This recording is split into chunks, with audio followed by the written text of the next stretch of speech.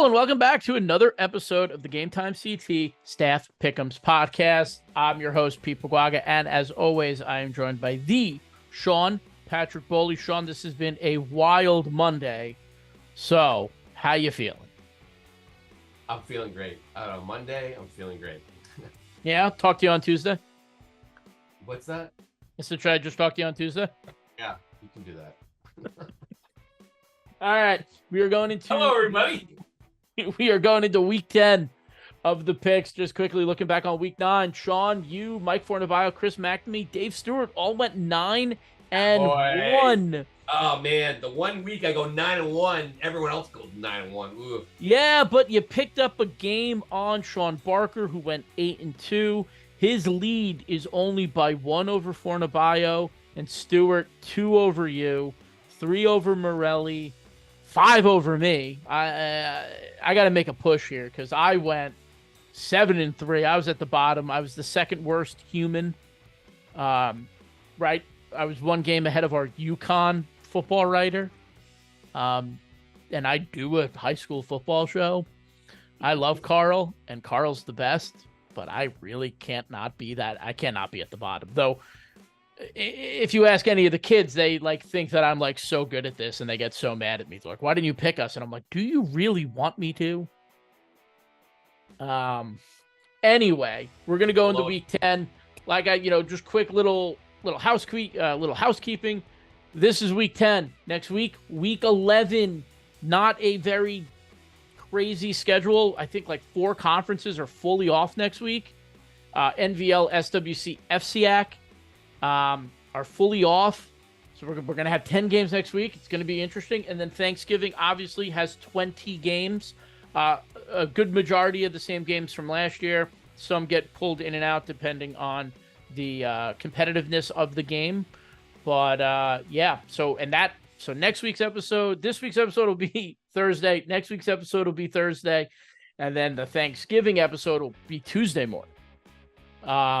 Because the Thanksgiving games start Tuesday, though there is one on Monday, but it's on the week 11 schedule. I have no idea how that works. Anyway, that game is not going to be included. Sean, are you ready to dive into the week 10 games to pick? Ready and willing.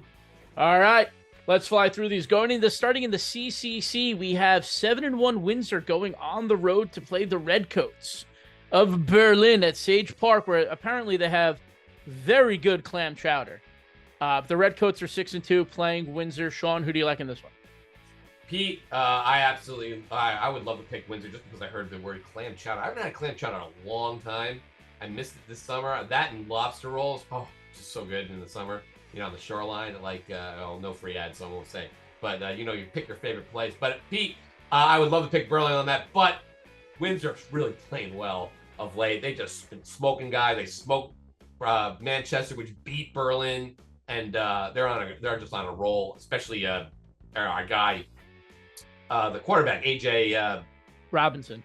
Yeah, threw 5 touchdown passes. Max and Copeland. We didn't put him in the shout-outs last week, earlier in the meat grinder. But another great game for him. He's having an all-state season. So those 2 guys, and then obviously Windsor's been playing very well. I'm gonna go with them. Yeah, I'm gonna go with Windsor here too.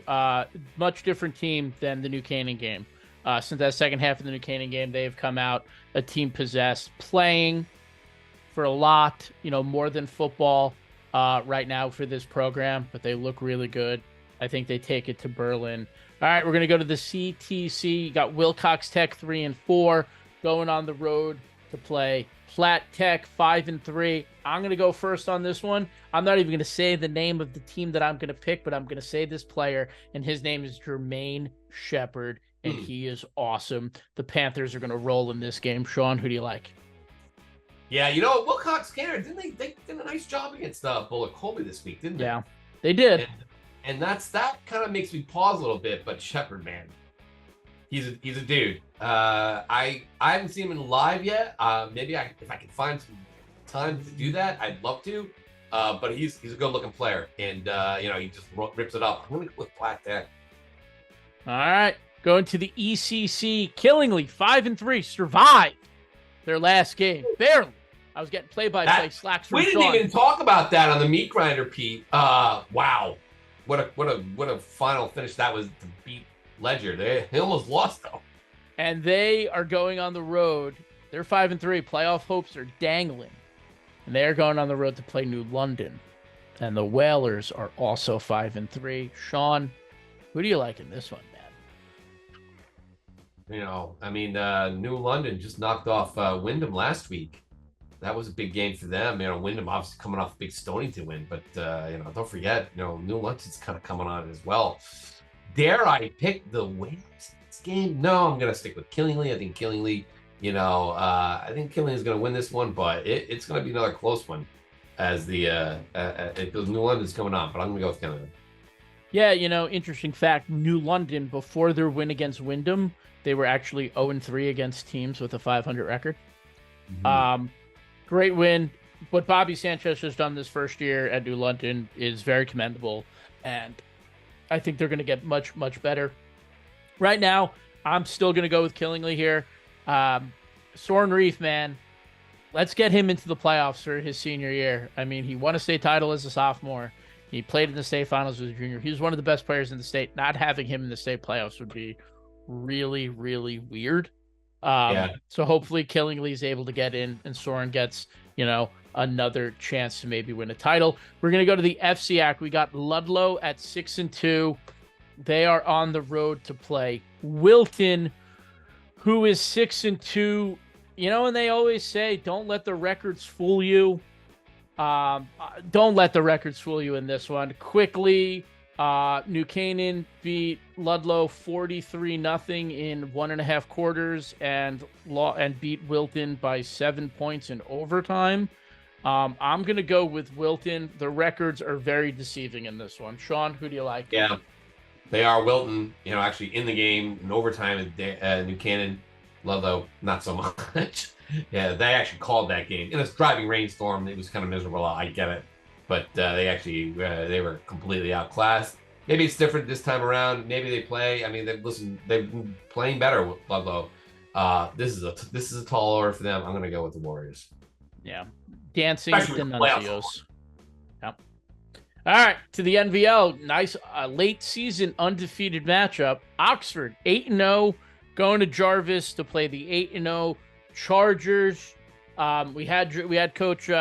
We had Joe Stock on the Meat Grinder, so make sure you go listen to that interview. Great interview. Awesome dude. Really fun. They go on the road to play Ansonia. Sean, can they do it? Can they knock off Ansonia? Pete, in a word, no. I think they show up. I think they'll play well. I think Ansonia is a whole different animal. On Jarvis Stadium's turf, grass there. Yeah, that's what I mean. The grass turf. That's tall order with everyone at the game. Hopefully everyone shows up. It could be all Ansonia all the time. I mean, Oxford played a lot of close games against teams that Ansonia has absolutely just smoked, or at least probably would smoke. But I'm going to go with the Chargers. But hey, shout out to Oxford though. That should be fun though. Good for them being 8-0, playoff bound for the first time. Yeah, Coach Stock talked about it's Uncharged week. It might be Friday night. It's going to be charged up. Ansonia going to go to Thursday night. It's going to be charged up. Didn't sound as cool the second time, but I'm going with Ansonia as well. All right, to the Pequot. 4-3 North Branford, hanging on for their playoff lives, going on the road to play Morgan Old Saybrook Westbrook with their fancy new freshman quarterback in Tyler Powell. Who had a great week this past week. If you listen to the Meat Grinder, you heard. They get North Branford, who's 4-3, still in the playoff hunt in their division. Well-coached team, good team. Sean, who do you like in this one? Oh my God, this is tough because North Branford is struggling lately.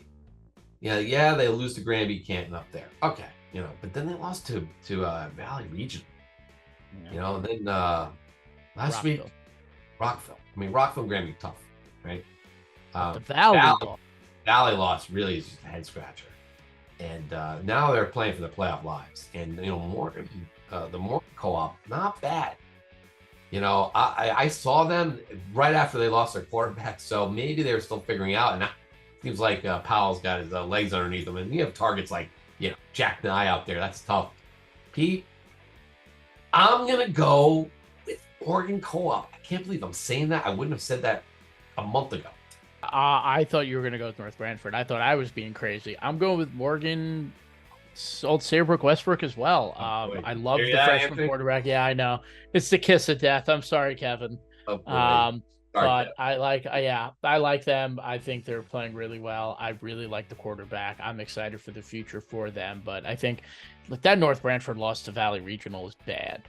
Yeah. There's no ifs, ands, or buts. It's a bad loss. All right. Going to the SEC. I'm going to pick first on this one because I'm going to get myself. Jack Nye, by the way, getting Jack Nye give me some fantasy points on my team. Sorry. All right, go ahead. All right, going to the SEC. I'm going to go first on this one because I always just drag my feet and I end up getting it wrong. So it's West Haven. They're 7-1. They're playing Cheshire, who's 7-1. We have no idea on the status of Matt Jeffrey. He did not play last week. He was in street clothes, nagging hamstring injury. That said, I'm going with West Haven. I think West Haven's great. I think they're amazing. Not having Jeffrey for Cheshire is obviously going to hurt them, but I think West Haven is really good, and I'm just going to go with West Haven. Sean, you can go now. Yeah, listen, I don't even know if Chester's quarterback is okay. I mean, he got hurt late in that game. Didn't talk about it too much because we just don't know. I mean, it's hard. This is the NFL. We don't we get injury reports, but Cheshire's in a season-defining moment here, and without Jeffrey out there, doing things now, it's a little different not being on grass. That'll help, but I think right now West Haven, I think it was a little bit of a hiccup against North Haven. I think West Haven's gonna win this game pretty soundly. Pete. Yep. All right, we got 3 more. Going to the SWC. Newtown 7-1 on the road to play Bunnell. The 6-2 brick-by-brick Bulldogs beat a pretty good Notre Dame Fairfield team that just beat a pretty good Bassick team, which should play a competitive game against Newtown the week of Thanksgiving. Does that make sense? Anyway, so Newtown on the road to play Bunnell. This is a massive game for Bunnell, right? We had Ty on the show. We had him on the Meat Grinder earlier this year when they were going into Berlin. And we're like, this is huge. Now, again, this is a Bunnell team that beat Hand. Yes. And let's not forget that. And then they went out and laid an egg against Berlin. And we were like, all right, we're done. There. Now they're back. They're 6-2. They are on the road to play Newtown. Sean, can they keep the good times rolling? Is there another brick left in their bag? Nice. Very good. The answer I think is no. Newtown scared me a little bit last week with Pomperog, but they still won that game going away. So Notre Dame Fairfield, I think, starting to read the press clippings a little bit. Forgot that Bunnell's pretty good. Bunnell is pretty good, and Bunnell will be competitive in this game. I just can't pick against Newtown. Newtown's got, West. Yeah, granted they did beat Bunnell, but West Haven, Newtown's got a big battle with West Haven under its belt. Lots of experience there. I'm going to go with the Nighthawks. Yeah, I'm going to go with the Nighthawks too, though. I think this is going to be a really good game and a really competitive game. I think it'll be good, yeah. I think it's going to be a really good one. Could Bunnell win this game? Sure, but I think this one is Newtown's. All right, 2 more. We got a couple of at-large games. This one's an SEC one. Shelton 6-2 on the road to play Xavier as they continue this disaster of a schedule. They get Xavier at 2-2 on the road. I was at this game last year. It was at Finn, and it was actually played a week after. It was played the week before Thanksgiving. Or was it the Tuesday of Thanksgiving? It was that weird to fill the void of the non-derby game. It was very bizarre. In this game, look, Xavier, I'm super pumped for Coach Guion, and the guys on that team. They're going to have a winning season. They might win 7 games. But it won't be this weekend. I'm taking Shelton. Michael Kinnick, my dude. David Stodgelicko, my guy. Kanye Tinney, is one of the best players, and they have so many good guys that sometimes we forget to talk about all of them, because there's a bunch of kids that I missed. They actually sent me the photo I took of them. They reached out. They're like, hey, do you want that photo? It's like, yeah, of course I want that photo, from New Canaan in the rain.